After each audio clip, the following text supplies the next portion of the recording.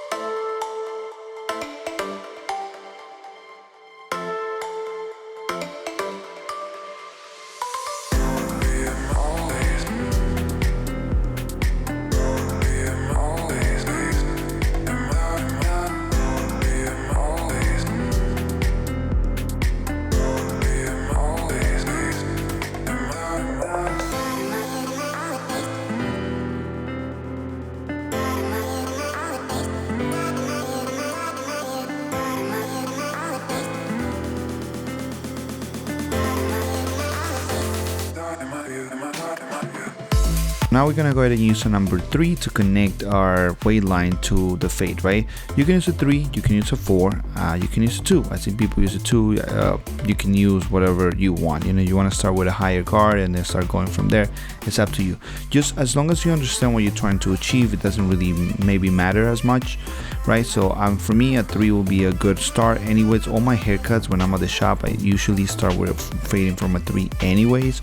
So that's why I start with a 3. But I know some people start with a 4. Some people might start with a 2. You know, it kind of depends how you feel comfortable, right?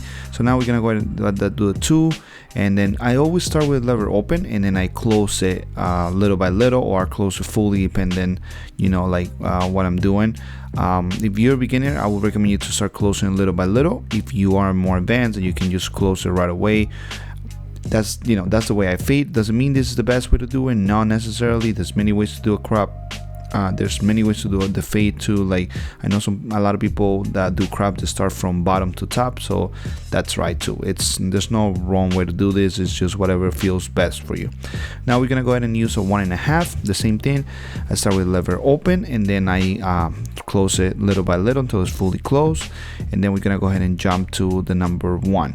So then with the number 1, what I'm gonna do is it's just gonna start kind of the opposite, just because I want to make sure that my fade is not at too low either. So in this case, I kind of like I was trying to, how you can see, I'm trying to create a little bit of a line there, so I can kind of create a guide for myself. And then I'm erasing it now because I opened that lever, just to make sure that that was blending to the 1.5. That's what we did in the step before. So sometimes, you know, when I don't want to stretch the fade too much, then I kind of gonna create a guide for myself just so I don't get lost. And sometimes it happens, right? It doesn't matter for how long you've been cutting. Sometimes you can start getting lost. So what you do is you go back to your previous step to make sure that you know what your previous step was, and you know what you're gonna do, right? So in this case for me was to place that 1, so I kind of knew exactly that was gonna be in the middle of the head, so make it easier for me to place my 0 right under that, right? So that's what I'm doing right now. I usually lately I've been placing my 0 using the same clipper that I'm using for fading. So remember before I used to always pass the Supra with this blade with 5 zeros. Lately I haven't been doing that. I've just placed my 0 with the clipper I'm gonna use to erase it, and then I go under that with trimmer, or in this case with a Supra. Most likely I will use a Supra for that, unless using my trimmers to skin.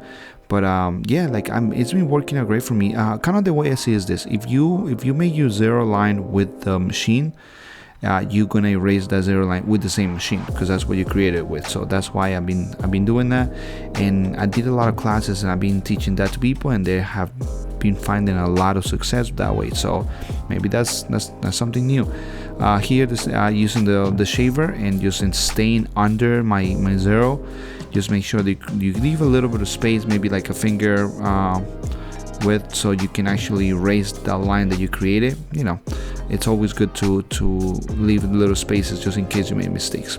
Here we're using the 1/16 just to blend that 0 into the 1 that we have created before, and then always with the lever open, and then you start closing it little by little, and then that's gonna give you the fade look that you want, right? Like that's what the lever does. The lever can obviously create those little steps, but makes those steps look a little bit more seamless, right? So just make sure that you play with that lever. You don't have to close it all the way right away. You know, some people do it, like sometimes I do it, sometimes I don't, but in this case I'm just doing it little by little until it's fully closed. And then what I do, I remove that guard, and then I start just fading with the machine with no guard. Just lever open and then close it little by little until the line is gone.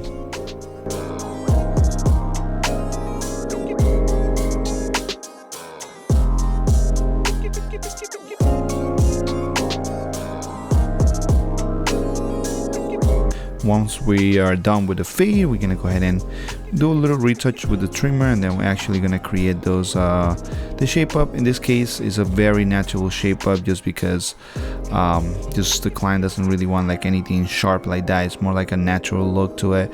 And then we're gonna go ahead and texture it. This is a really important part of the haircut. You have to texture that haircut. In this case, my client has very dense hair.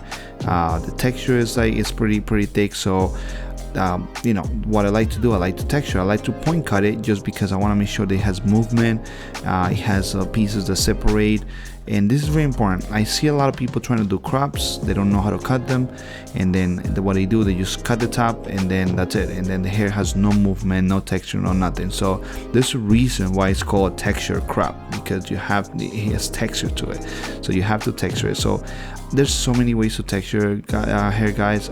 Many. Some are kind of harder to teach on video than others, so I only teach them on classes. But the best and most basic, it will be to learn how to point cut hair. I think that's the basic of it. You can pretty much achieve any result with that technique. So that's what I will do here. I'm using some 245 styling powder, just to give that cool texture look and dry look. We don't want to add anything heavy because we want the hair to separate. And that's it, guys. This is the final result. Hope you guys enjoyed the video, hope you like it, and let me know what you think. Don't forget to subscribe, and I'll see you guys on the next one. Take care.